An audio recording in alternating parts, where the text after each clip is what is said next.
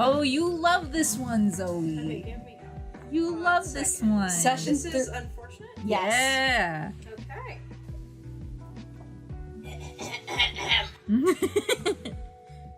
A group of Tabaxi mobsters enter Madame Menagerie's room, and she begins a reading. Oh wait, this is right? Yeah. Yeah. And she begins a reading for the leader, Costa. Is that how you pronounce it? Yeah, Costa. Costa? But is stopped short when death appears, and the Tabaxi man's throat is slit by a mysterious figure. Okay. Koji checks the party into the onsen and escorts them through a festival in the lobby. But the party shortly notices an obviously poisoned orc in the hallway. The guard tells them he saw a man run from the room, but nothing else. Upon entering the room, the party finds... Oh dear, another drunk guest. Koji sighs as the elevator halts. The orc guarding Costa is slumped in front of the door, bulging veins turning an intense purple. Paeris leaps into action and slaps the guard awake while Ellie and Willow work. I'm sorry, Jesus Christ. Oh my god. God, Paeris, this is why you're my favorite. I'm so glad you're playing your favorite. Yes. It'd be kind of bad if you didn't. Yep. It would be unfortunate. Seriously. No. I can get through this. Oh yeah, you can. I'm so sorry. Paeris leaps into action and slaps the guard awake while Ellie and Willow work to stop the spread of the poison coursing through his body. The guard tells the party that he saw a man run out of the room, but doesn't remember anything after that. Upon entering the room, the party finds Costa's body and Madame Menagerie bound to a chair with a notably wet robe. Bloody footprints lead out the window, and Ellie summons Andromeda to follow them to no avail. Costa's notebook yields some clues. Costa refused to supply the rebellion with goods, which angered Jax Brownstone. Wah, wah, wah. Costa beat Needlepoint, the tattoo artist, in a game of cards, the Devil. The latter holds a grudge over the loss and suspects the game was rigged from the start. Rez, the tiefling woman Lilith and Paeris encountered earlier that day, lost her boyfriend to an arson attack that Costa was involved in. Zan Truman still hasn't received several weapons that Costa owes him. Also, there's a great moment where I think someone asks, where Ellie just says, someone needs to go to the lobby to find my dog. And Please. which, again, great character moment. Perfectly in character for Ellie. Oh yes. Oh yes, indeed. Ellie don't care. Ellie just wants her dog. Dead guy? Don't care. Dog. Dog is priority. Relatable, honestly. Lady Getsume arrives and the party fills Getsume in on the situation. She tasks the party with finding the culprit. They decide Raz has the most motive on their way to the Onsen's theater. They watch the performance. Axolotl and Frogfolk dance around the stage before clearing the way for a paper representation of Mizuchi, Dragon Guardian of the Waterfalls. Another dancer glides onto the stage and calls for Sujin, goddess of the waterfall. She appears with a dragon's egg. But before the townsfolk can celebrate, the stage turns red and a caricature of the High King stomps on stage. Bum, bum, bum. Dun dun dun! Sujin manages to escape his wrath, but Mizuchi is slain. A woman in a yellow dress and sunflowers in her arms enters stage right alongside a man in a recreation of Val's cloak. Together they calm the High King down enough for the axolotl to take the egg back. Yay! And the play ends with a frogfolk triumphantly hoisting the egg up in the present day. Hoist. That's a fun word. Do you have anything to add, or shall I carry on? Carry on, my wayward son. And don't you cry no more. Tell me what to do. I like crying. I know. Listen, save it for when we're actually playing. That's when my best acting comes out. It's true. Koji then rushes in to report that another body has been discovered.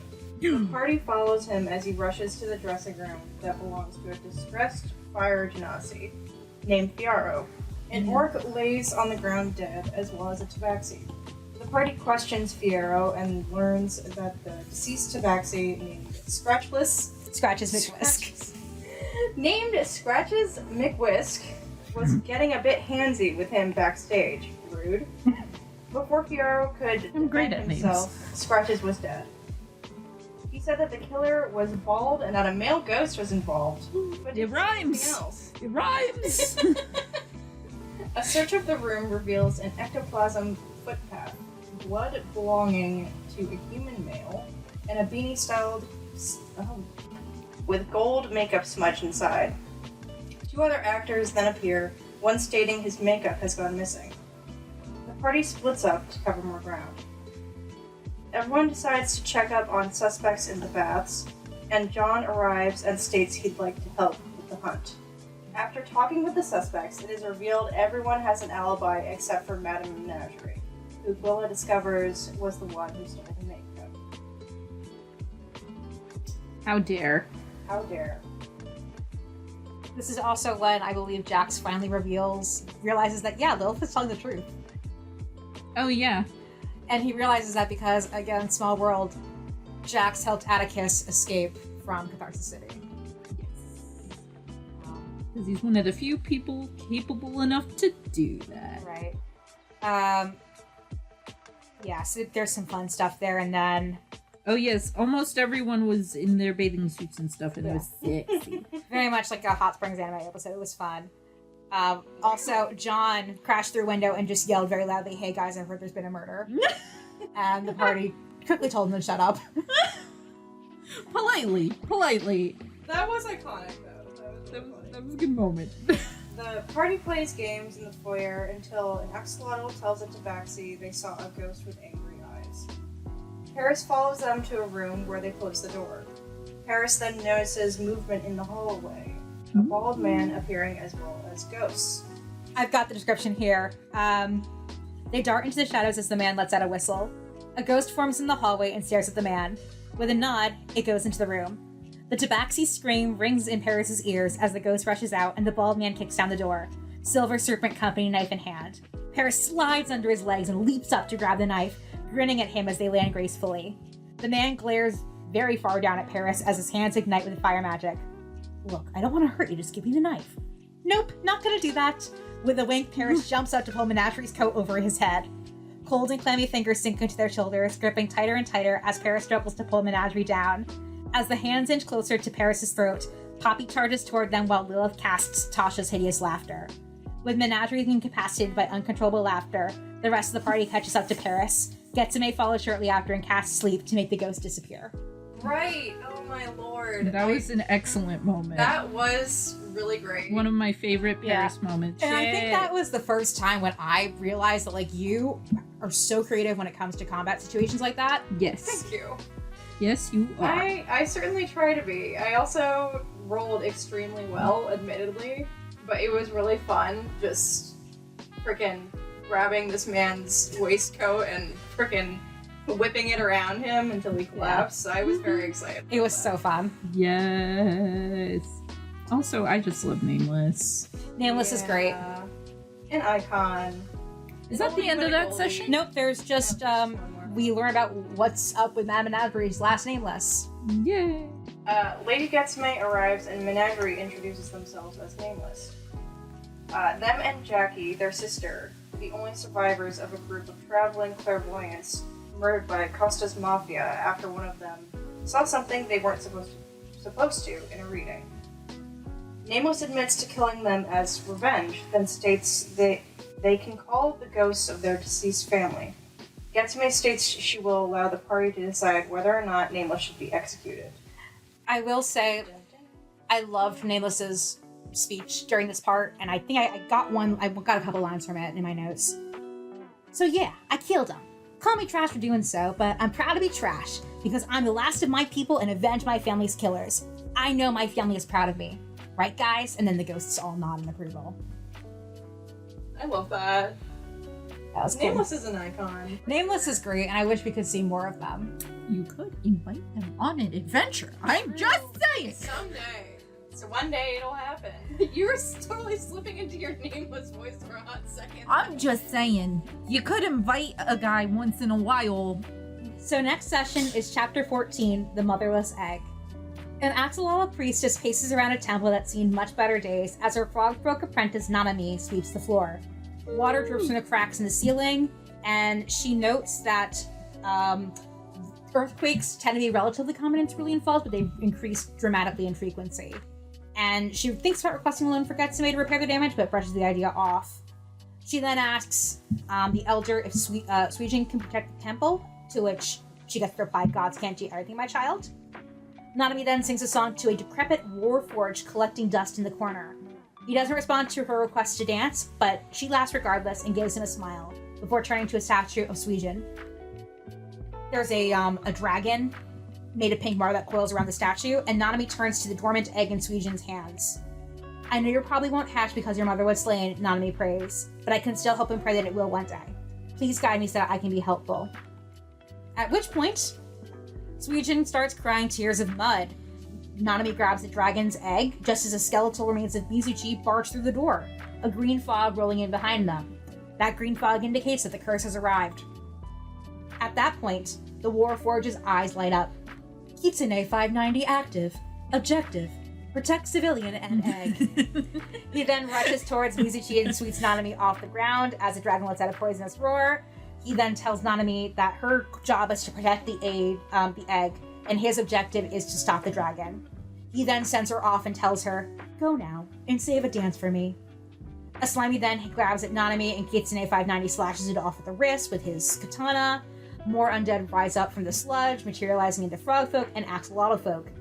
And as Nanami runs away, the egg in her arms cracks open. Bum, bum, bum. The following morning, Koji informs the party that Getsume wishes to see them. They keep to themselves because they're very troubled by the fact that she basically left the life of Nameless in their hands. And Abriel wonders if this is a case where revenge was acceptable.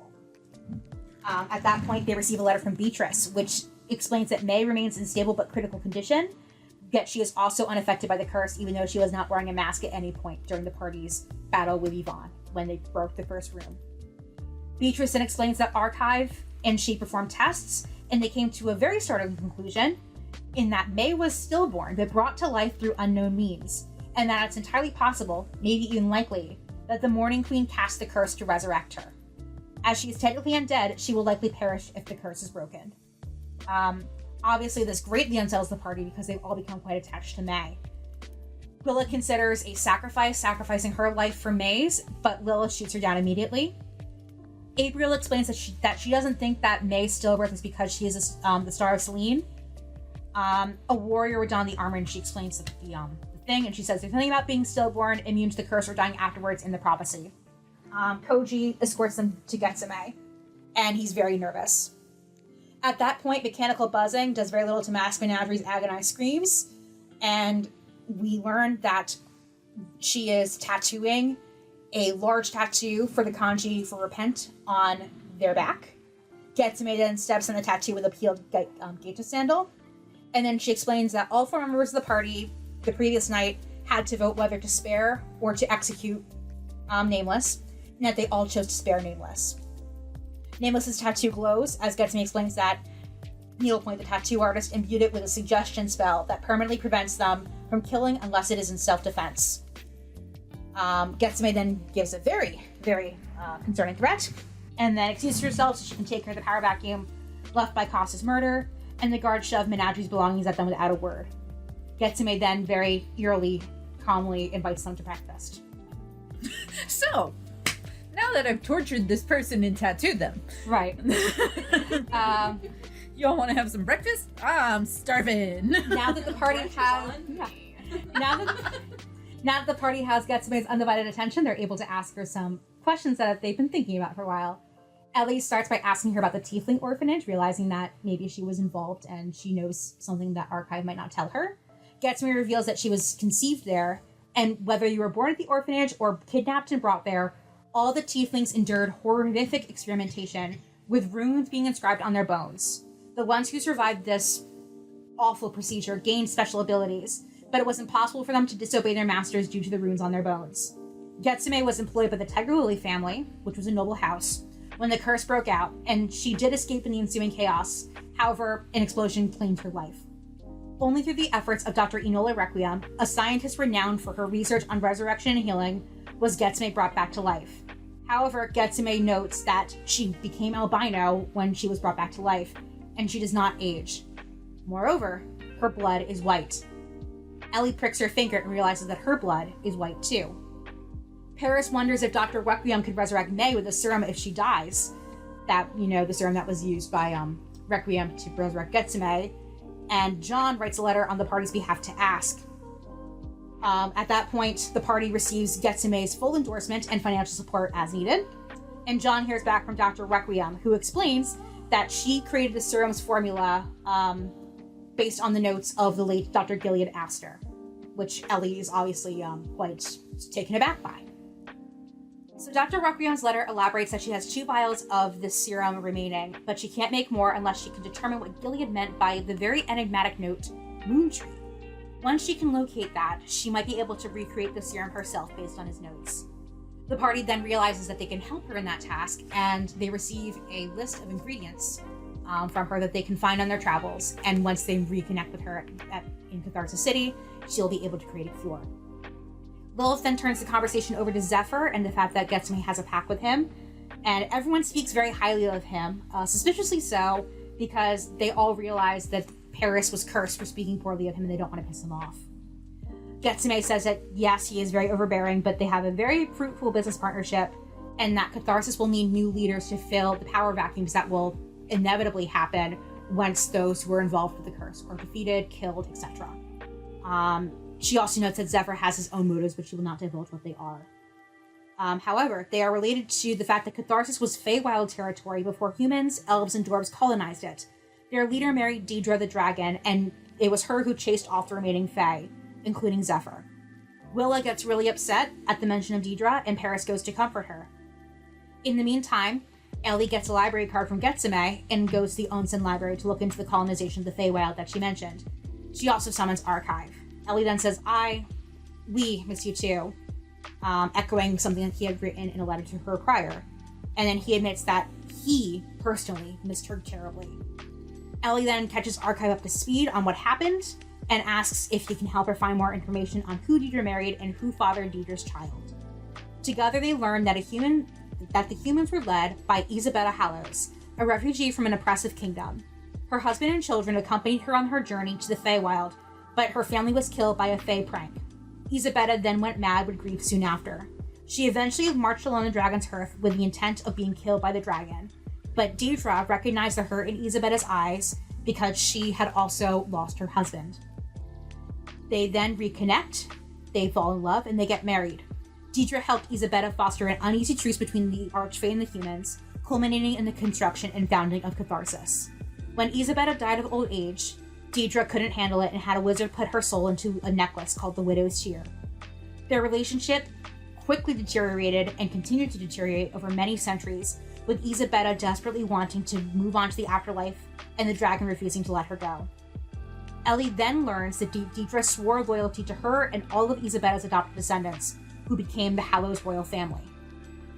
That's all the information Ellie can get, though. There's next to no information on who could have fathered Willa, other than that Deidre had frequent one-night stands after Isabella died. Ellie then gives him a rock and instructs him to give it to May whenever she wakes.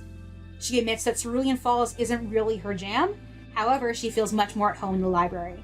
She also admits that she found out about the Tiefling orphanage and apologizes to Archive for prying, but that she just wanted answers.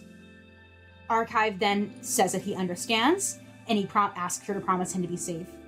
They share a very sweet moment, and Archive teleports back to the manor with a bow. Ellie curtsies back with the sweater around her waist, and smiles when she notices that the pages he used to teleport are love poems. Yay! Let's see if I can get through this next part without blushing or giggling like a lovesick fool. I have faith in you, but I understand as well. You are a lovesick fool. No, you're right, I am. Guilty as charged. It's just romantic. As many of us are in this room. Yeah. Atticus narrows his eyes at the contraption in front of him and pushes it away as soon as Lilith enters. She teases him about his secrecy, but she isn't able to figure out what the heck he's tinkering with despite her best efforts. She then says that she's extremely stressed and asks him to join her in one of the private baths that Getsume has allowed them to use.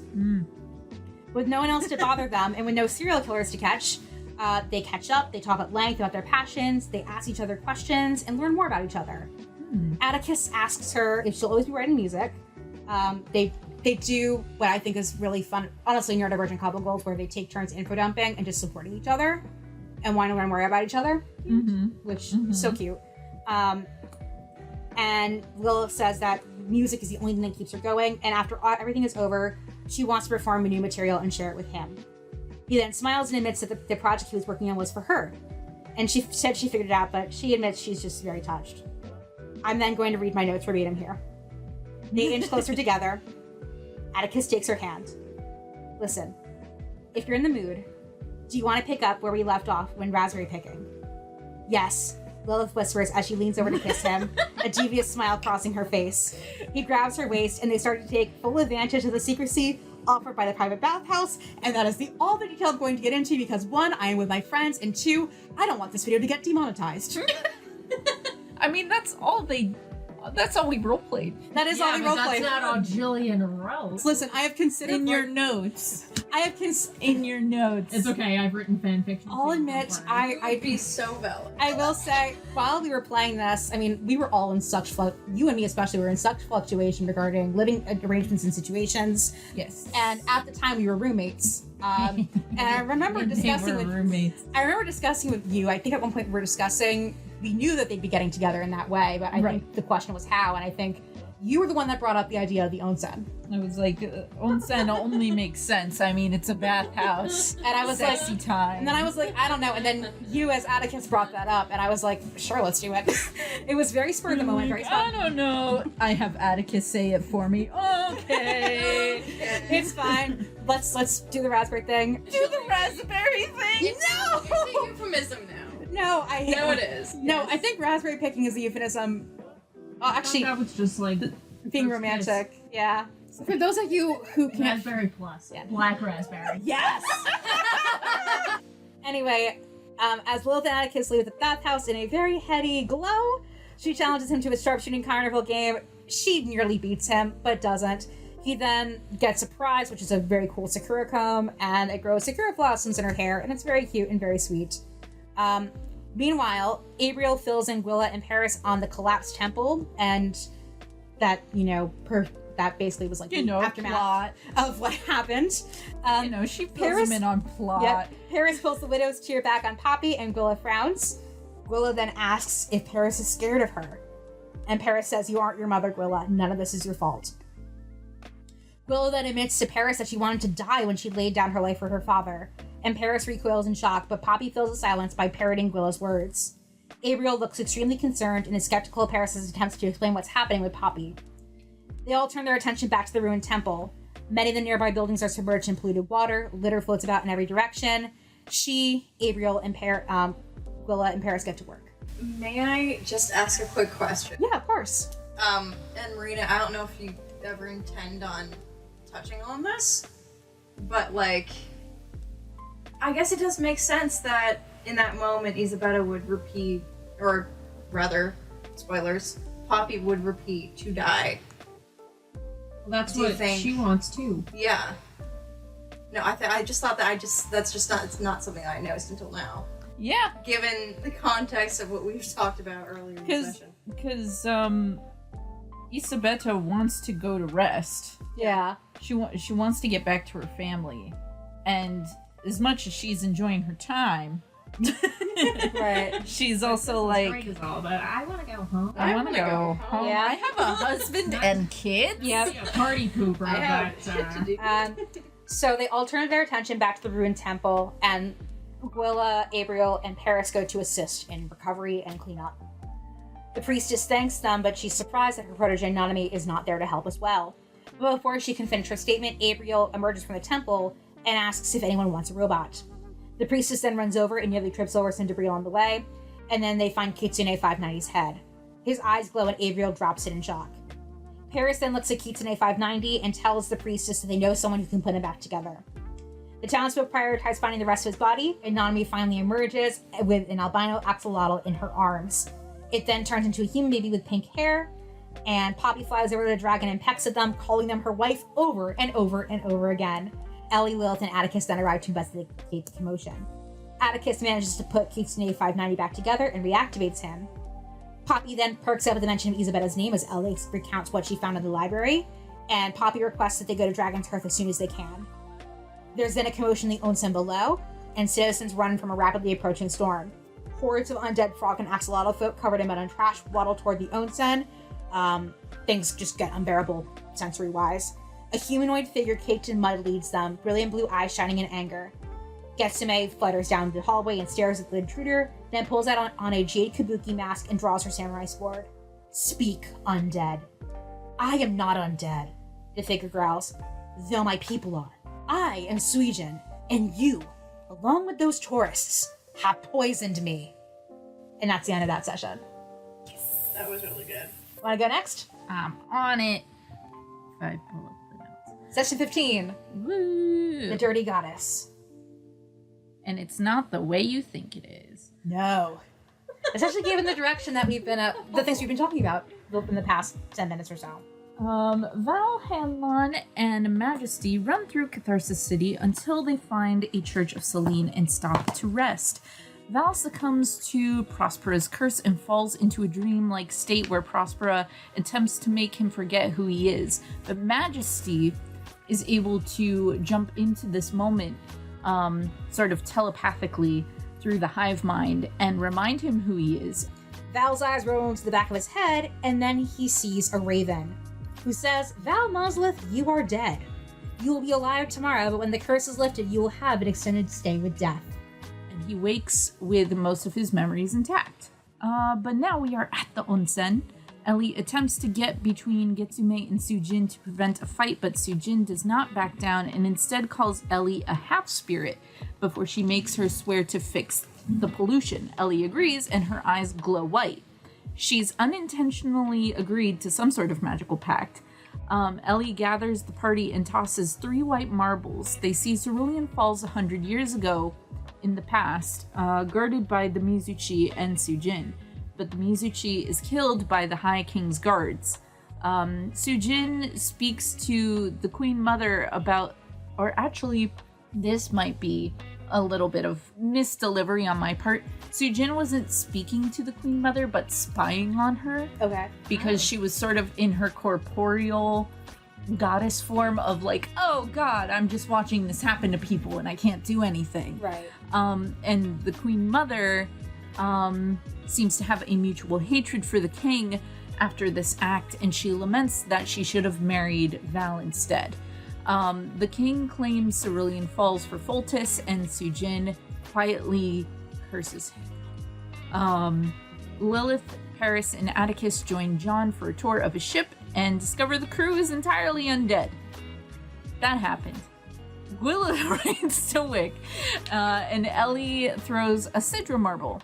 It begins with Sidra and Charlie in what is assumed to be Sidra's room in a... It is the Aster house, not necessarily the castle. Sidra's cousin enters, and we learn that she's planning on proposing to the king to fix him, even though she does not love him. A commotion outside ensues, and a mob calls to avenge Lilith Blackwood, and Charlie is being dragged away by soldiers. We learn that, and this isn't in the notes, we learn that Sidra, aka Ellie's aunt, Aster, who was still a noble in Catharsis City at the time, knew Charlie wasn't her sister's kid and turned him into the guards to take him away. Sidra gets pissed, pushes her aunt against the wall, and darts into the streets, and that's when we see this mob ensuing over a Metamorphosis concert. Yeah. In this moment, we don't see Lilith, but we see a little half drow, half tiefling girl run away, who is very much resembling Riot, and she goes, "She died! She tried to save me!" and runs off into the crowd. Sidra doesn't know what that means, but we see that and we know what it means, and we continue to follow Sidra and Penelope, her cousin, through the streets. We see Charlie in chains, trying to assure them that everything will be okay. The memory ends, and Ellie is getting very upset by all of this new information. Paeris writes to Nameless. Ellie and Gwilla visit Zan's... Oh, what did Paeris say to Nameless, though? I've got it here. Oh, wow. They say that they hope that this Nameless' tattoo is healing nicely, and they also tell Nameless that there may be a ghost problem that they need to solve. Eventually, they receive a response from Nameless. Hello, handsome. So kind of you to write. They then ask Paeris to send a picture of the tattoo they plan on getting, and affirms that they can take care of the ghost problem, provided there's cold, of course. We should catch up sometime. Stay alive, stay safe. Bye! Ellie and Gwilla visit Zan's, and Ellie attempts to hug him, but he hesitates and states he was wounded in the war, and he probably is infected with the curse. Ellie asks why he won't show it to her. Gwilla notes that he is putting others in dangers by refusing treatment. Zan says he's heard about the Mosswood rune and that the party would be perfect to take care of some business for him in the Underdark.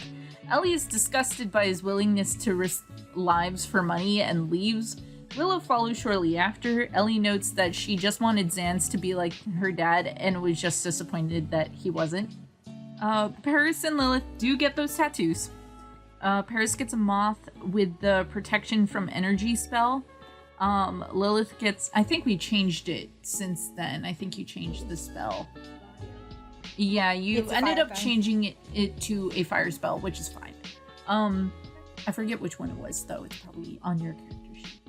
I trust you to know this information. I cannot remember all the things. I would have to double check. Unfortunately, I don't remember either. That is okay. Lilith gets a blue rose with the flame blade spell. Lilith then writes to Toshiro and expresses her doubts with Zephyr.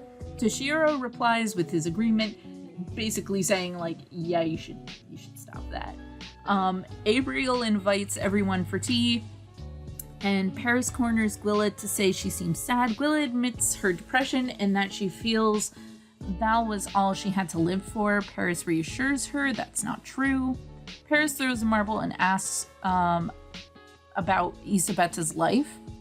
They see Isabetta confronting Zephyr, of all people, for preventing a child from retrieving water for the village. She outsmarts him in a sort of duel that they had, stating that she'll only use one bucket, and returns with the same bucket over and over again until she's filled the whole village with water. I do love that. I think that's a great establishing moment to really get to know who Isabetta was in life before all the stuff happened. There's a great moment between them too, where Zephyr grows tired of her shenanigans and he asks, does your husband think you're boring? And then she says, no, he actually thinks I'm quite exciting. He just says, interesting. You can tell they're totally not each other's type. No, they really aren't. I also love it. It's just like such a little nice bit of folklore to add and world building to add to the campaign. I just love that as like a little, like, I can totally picture, like, you know, grandparents repeating that to, you know, children, just being like, you have to be like Savannah, you gotta Queen be Isabetta. determined, and You gotta be smart. You gotta be brave and work, strong. you know? Yeah. And also just like Zephyr becoming this sort of folkloric character. Yeah, especially given the revelations later about how the gods and archfae in this world actually work and how they thrive or how they die. Yes. That, again, makes a lot of sense. Lilith also throws a marble and asks about her brother Linus. The party is also present for this, and everyone learns that Linus accidentally killed Lilith trying to hit the young drow tiefling girl she was protecting. The king's guardsmen then rush to the scene, stating the king... That happens because it's a fragmented flashback. So it I happens in see. fragments. So I see. So this is a different scene. We see later on Linus seeing that the king is announced dead and that they're coming for Linus because he is enemy number one of now that the king's out. And so he flees and starts to live underground in the coming months with some popes and priests of Foltis. yeah. I've got the note here that the The desire to make him worthy and absolve himself of his sins is the only thing that's keeping him sane at this point. Yep. And one day he wakes up and is told by an angel of Fultus, Russ, that he is undead, and tells him that to redeem himself and to escape his corpse-like body, he must retake the city for Fultus, and assures him that Lilith will forgive him if he does this. The memory skips again, and we end with Linus fighting Riot, and they're both fighting in Lilith's name, but for different reasons. And Linus is insistent that no, it's not Lilith, it's Lily Eve. Right, and Riot's like, fuck you, that's Lilith Blackwood. Yep. Lilith states that she feels all her goals in life have been fulfilled by other people, and she feels she has a little purpose right now. Man, everyone's really sad in this episode. Yeah. And I think it gets only worse in the next couple, but there was one line she said, which I love, and I actually incorporated it at least, and then rephrased it in my character sheet. The world moved on without us, and we have no place in it.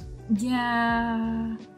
And everyone tries to reassure her that no, that's not true. She still has a place in the world, and they can save the world together. But she's not sure. For once, like her confident self is kind of like Getting less confident. yes. And I'm extremely poetic at the same time. Yes, more edge.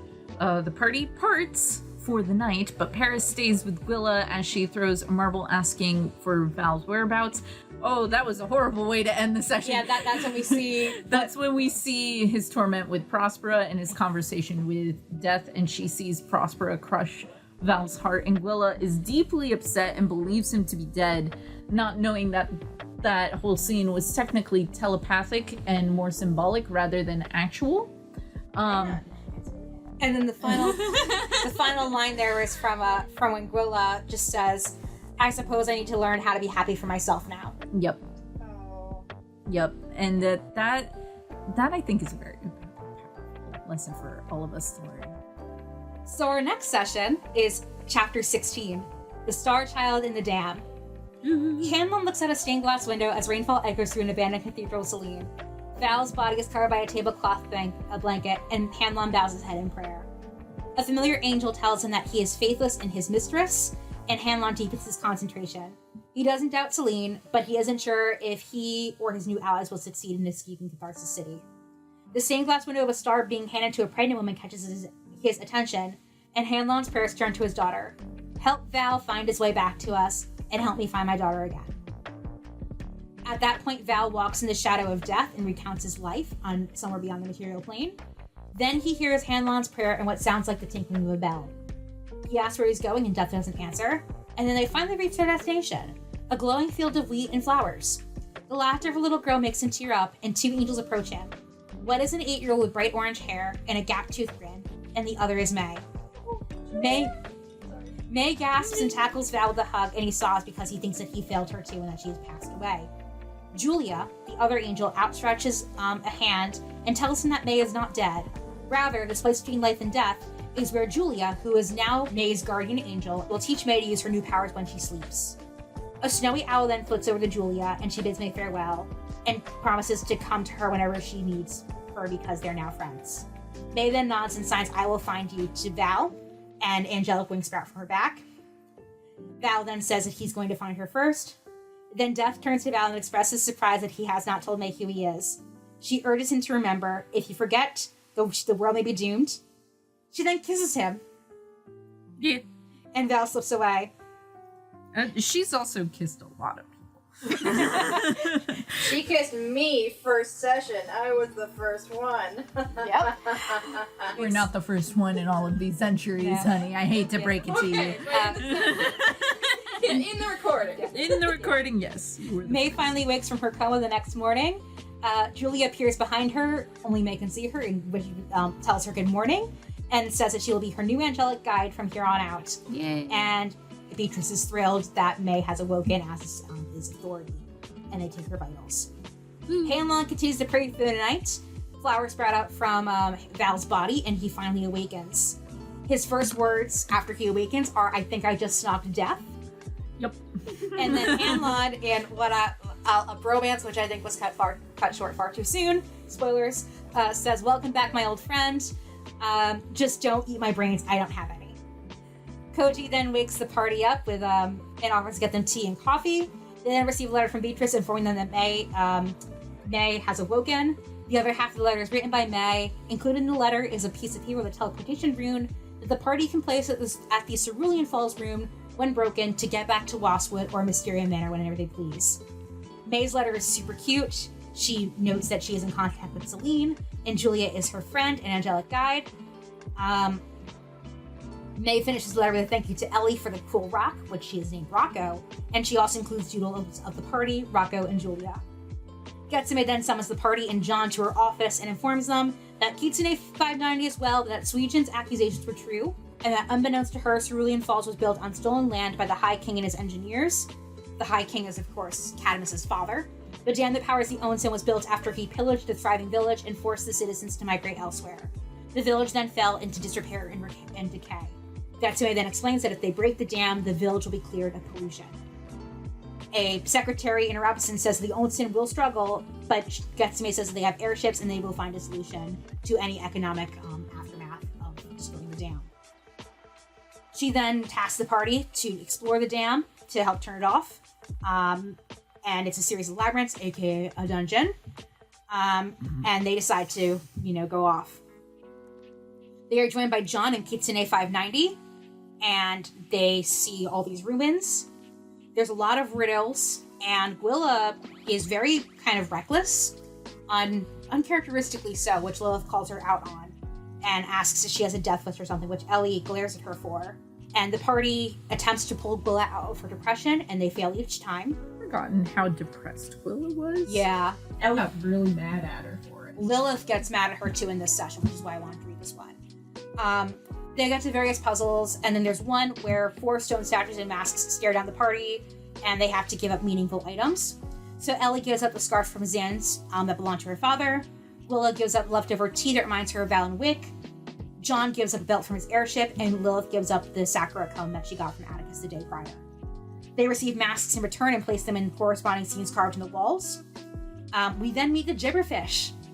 Yes! I love the Gibberfish. The Gibberfish are very sassy, and they also are fantastic mimics. They take great delight in frustrating the party with their incomprehensible babbling, and then eventually resort to charades when the party cannot figure out the passcode to enter the next room.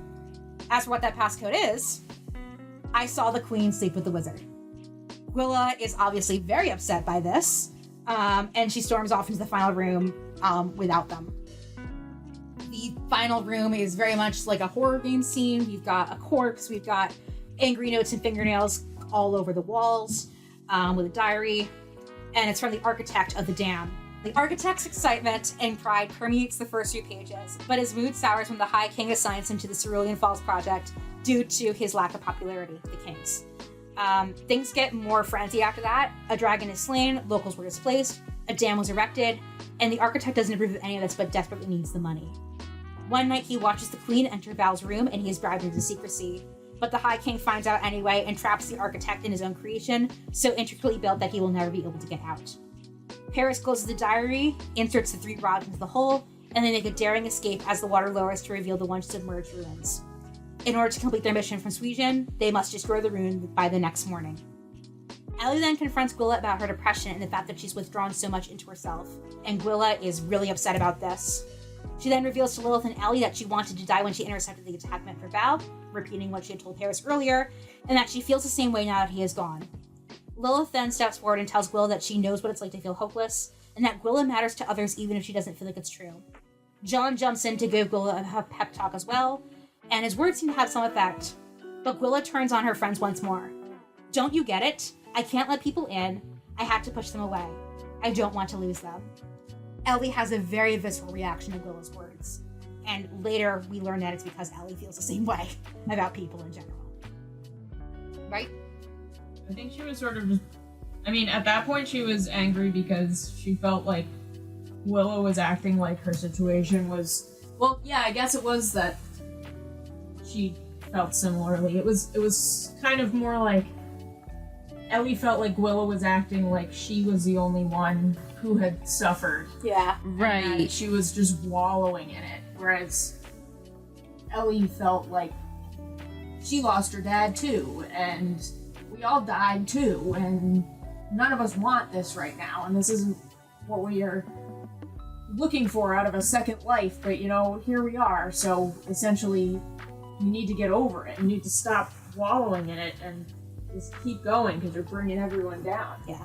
So it was essentially, yes, that she was not the only one feeling that way, and you just need to get a grip. Gwilla then says that what she's feeling doesn't make sense to her, to which Lilith butts in and says that Gwilla is right. It doesn't make sense. People have failed you over and over again, but that doesn't mean you stop fighting. Love yourself the way you wanted those who let you down to love you. Because even though we'll always have your back, it's the love you have for yourself that's most important. You're worthy of that love, and you need to have mercy on yourself. That's all you can do, right? She then engulfs Gwilla in a hug and holds back tears as she starts humming a comforting song. Gwilla grips on her harder and sobs. Paeris then hears Gwilla's breakdown and runs with Poppy and Pete Moss in tow, and tries to break the tension by asking if anyone wants ice cream and crepes. While everyone else orders, Kitsune 590 pulls Gwilla aside and tells her that he understands dying and coming back to life. His words are abstract, of course, but they help Gwilla realize that she needs to overcome her depression with the party's help.